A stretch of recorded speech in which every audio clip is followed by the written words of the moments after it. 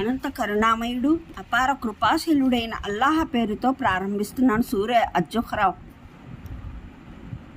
5వ రుకు 46 నుంచి 56వ ఆయత్ వరకు. మేము మూసాను మా నిదర్శనాలతో పాటు ఫిరౌన్ అతని పరిపాలనాధికారుల వద్దకు పంపాము. అతను వెళ్ళి నేను సకల లోక ప్రభువు పంపిన సందేశహరుణ్ణి అని చెప్పాడు. తర్వాత అతను మా నిదర్శనాలను వారి సమక్షంలో ప్రదర్శించినప్పుడు వారు వికటాట్టహాసం చేశారు. మేము ఒక దానిని మించిన మరొక ఘనమైన నిదర్శనాన్ని వారికి చూపిస్తూ పోయాము. మరి మేము వారిని యాతనలో పట్టుకున్నాము, వారు తమ వైఖరిని మానుకోవాలని. ప్రతి యాతన సందర్భంలోనూ వారు అనేవారు, మంత్రగాడా, నీ ప్రభువు ద్వారా నీకు ప్రాప్తమైన హోదాను బట్టి మా కొరకు నీవు ఆయన్ని వేడుకో, మేము తప్పక సన్మార్గాన్ని అవలంబిస్తాము అని.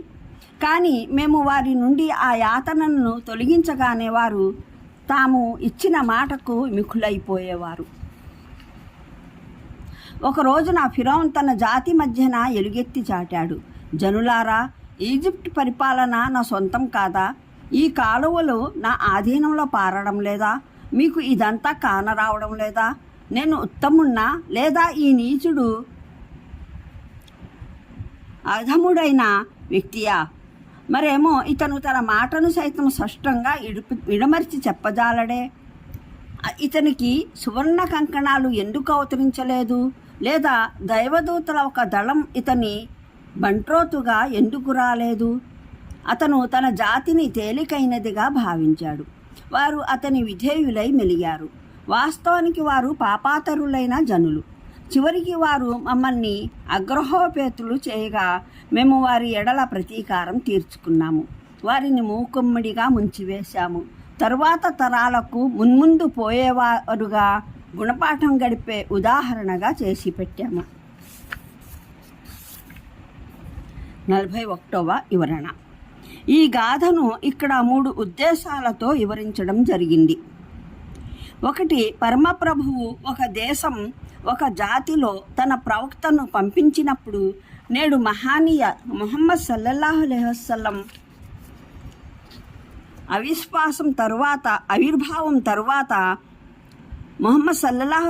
ఆవిర్భావం తరువాత అరబ్బులకు అనుగ్రహించినట్లు ఆ జాతికి అవకాశాన్ని ప్రసాదిస్తాడు.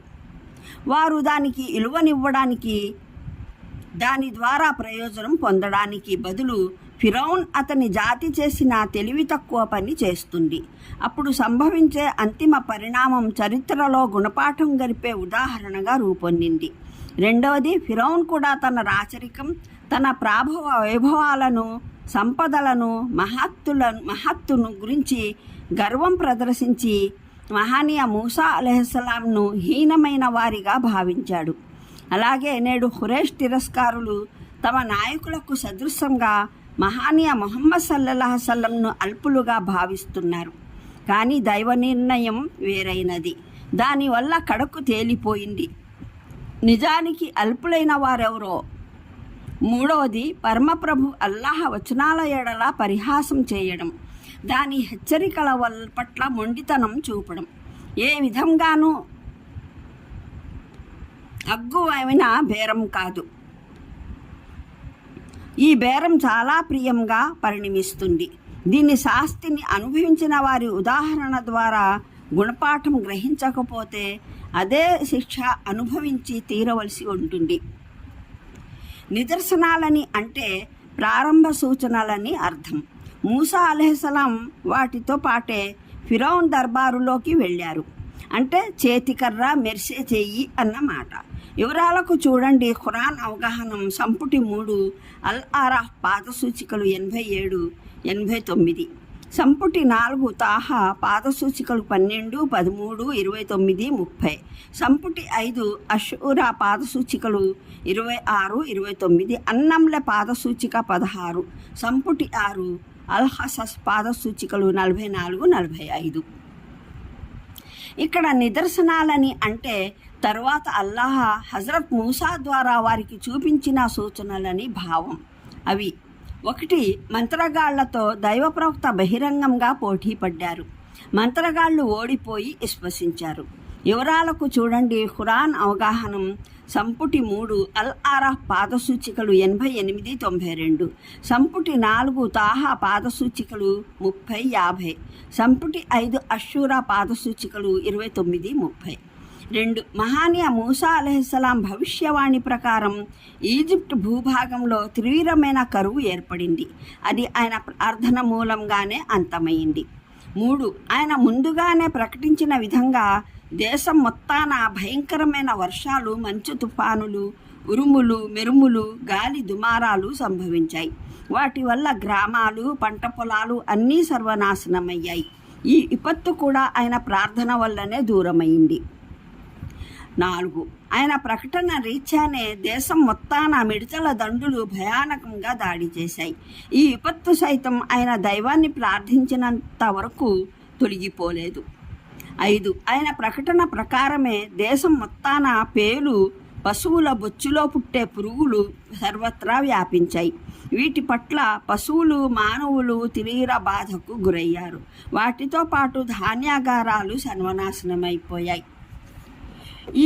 ఈ యాతన తొలగటానికి కూడా మహానీయ మూసా అలైహిస్సలాంను అభ్యర్థించి ప్రార్థన చేయించడం జరిగింది. ఆయన ముందుగానే హెచ్చరించిన దాని ప్రకారం దేశంలో మూలన కప్పల వెల్లువ పెళ్ళుబుకి వచ్చింది. అవి పూర్తి జనావాసాన్ని ఇబ్బంది పాలు చేసి పెట్టాయి. అల్లాహ పంపిన ఈ సేనలు కూడా మహానీయ మూసా అలైహిస్సలాం ప్రార్థన చేయకుండా తిరిగిపోలేదు. 7. సరిగ్గా ఆయన ప్రకటించినట్లే నెత్తుటి యాతన దాపురించింది. దానివల్ల సకల కాలువలకు, బావులు, ఊటలు, చెరువులు, కోనేరులు అన్నింటా నీరు రక్తంగా మారిపోయింది. చేపలన్నీ చనిపోయాయి. ప్రతి చోట నీటి కొలనుల్లో దుర్గంధం ఏర్పడింది. పూర్తిగా 1 వారం రోజుల వరకు ఈజిప్ట్ ప్రజలు మంచినీళ్ల కోసం బాధపడ్డారు. దాని నుండి విముక్తి కొరకు మహానీయ మూసా అలైహిస్సలాం ద్వారా ప్రార్థన జరిపించిన తర్వాతనే ఈ విపత్తు కూడా తొలగిపోయింది. వివరాలకు చూడండి ఖురాన్ అవగాహనం సంపుటి 3 అల్ ఆరాఫ్ పాదసూచికలు 94-96, సంపుటి 5 అన్నమ్లె పాదసూచికలు 16-17, సంపుటి 7 అల్మూమిన్ పాదసూచిక 37. బైబిల్లో నిర్గమకాండం 7, 8, 9, 10, 12 సూక్తుల్లోనూ ఈ యాతనల సవివరమైన గాథలు ఉన్నాయి. కానీ అదంతా కాకమ్మ కథలు. వాస్తవాలు రెంటికి కలగాబులగం. అందులో నెత్తుటి శిక్ష దాపురించినప్పుడు మంత్రగాళ్ళు సైతం అలాంటిది తెచ్చిపెట్టారని ఉంది. కానీ పేల శిక్ష మూడినప్పుడు మంత్రగాళ్ళు దానికి బదులుగా పేలను పుట్టించలేకపోయారు. వారు దాన్ని దైవక్రియగా ప్రకటించారు. ఇంతకన్నా వింతైన విషయం ఏమిటంటే కప్పలు తెప్పలుగా వచ్చి పడినప్పుడు మంత్రగాళ్ళు సైతం కప్పల దళాలు తెప్పించారు. కానీ ఫిరౌన్ మహానీయ మూసా అలైహిస్సలాంనే ఆర్థించాడు. అల్లాహను వేడుకొని ఈ శిక్ష నుండి కాపాడాలని. మంత్రగాళ్ళు కప్పల దాడి చేయించడంలో సమర్థులైతే మరి ఫిరౌన్ వారి ద్వారానే ఈ యాతనను దూరం చేయించుకోలేదెందుకు? ఇంతకు కప్పల ఆ ఎల్లువలో దైవం తెప్పించినవేవో మంత్రగాళ్ల కప్పలేవో ఎలా తేలేది?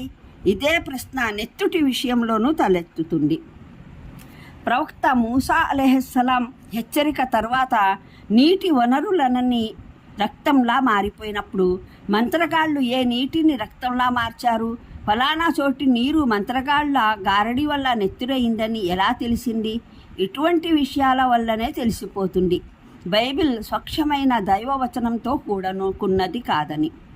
దీన్ని రచించిన వారు ఇందులో తమ కల్పనలతోనూ ఏమేమో చేర్చివేశారు. జరిగిన ఘోరం ఏమిటంటే ఆ రచయితలు కూడా ఏదో అతి సాధారణ బుద్ధి కుశలత కలవారే. వారికి మాటను కల్పించి రచించే నేర్పు కూడా లేదని చెప్పవలసి వస్తుంది. అనంత కరుణామయుడు, అపార కృపాశీలుడైన అల్లాహ పేరుతో ప్రారంభిస్తున్నాను. సూరే అజ్-జుఖ్రా 5వ రుకు 46-56వ ఆయత్ వరకు.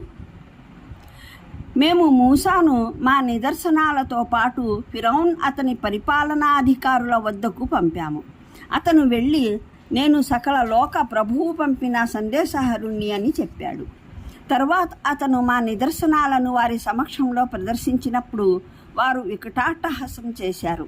మేము ఒక దానిని మించిన మరొక ఘనమైన నిదర్శనాన్ని వారికి చూపిస్తూ పోయాము. మరి మేము వారిని యాతనలో పట్టుకున్నాము, వారు తమ వైఖరిని మానుకోవాలని. ప్రతి యాతన సందర్భంలోనూ వారు అనేవారు, మంత్రగాడా, నీ ప్రభువు ద్వారా నీకు ప్రాప్తమైన హోదాను బట్టి మా కొరకు నీవు ఆయన్ని వేడుకో, మేము తప్పక సన్మార్గాన్ని అవలంబిస్తాము అని. కానీ మేము వారి నుండి ఆ యాతనను తొలగించగానే వారు తాము ఇచ్చిన మాటకు విముఖులైపోయేవారు. ఒక రోజున ఫిరౌన్ తన జాతి మధ్యన ఎలుగెత్తి చాటాడు, జనులారా, ఈజిప్ట్ పరిపాలన